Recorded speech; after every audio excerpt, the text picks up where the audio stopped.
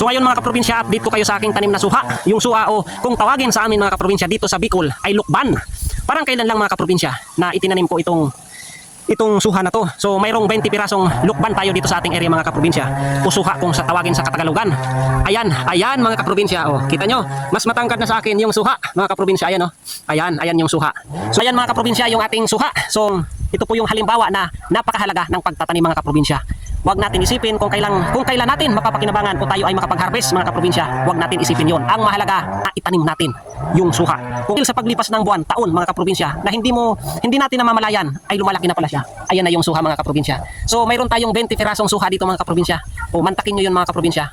Kung hindi tayo nagtanim mga kaprobinsya ng suha, wala tayong asahan o antayin na lumaki at mamunga pagdating ng araw mga kaprobinsya. Kaya napakahalaga ng pagtatanim. Padon, hindi na natin bibilhin mga kaprobinsya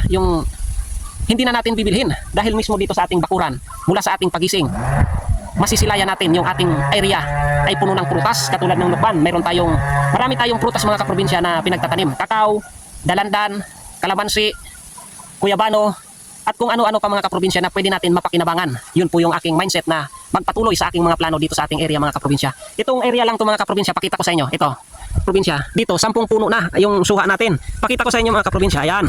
Ito, ayan oh, ito yung iba mga kaprobinsya oh. Ito, yan. At tapos ayun na. Tapos ayan pa mga kaprobinsya, ayan oh, ayan.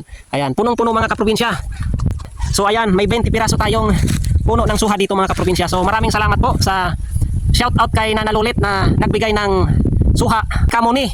Shout out po sa iyo na dala ko pa galing Maynila mga kaprobinsya. Buto lang yon, binigay niya sa akin at napabuhay ko. Kaya dalawa po yung nakapagbigay sa akin ng variety ng suha mga kaprobinsya. Dalawang klase dahil si Nana Lulit at si Kamuni mga kaprobinsya na galing pa sa Maynila. So shout out po sa inyong dalawa at maraming salamat. Maraming salamat po sa suporta at patuloy na panonood sa aking video. Sa lahat po ng mga ka-farmers at kaprobinsya natin diyan. Maraming salamat po sa inyong lahat. Mabuhay po tayong lahat. Buhayin po natin ang mundo ng agrikultura. Mag-ingat po tayo. God bless. Cheers bye. Alright. Gang gang.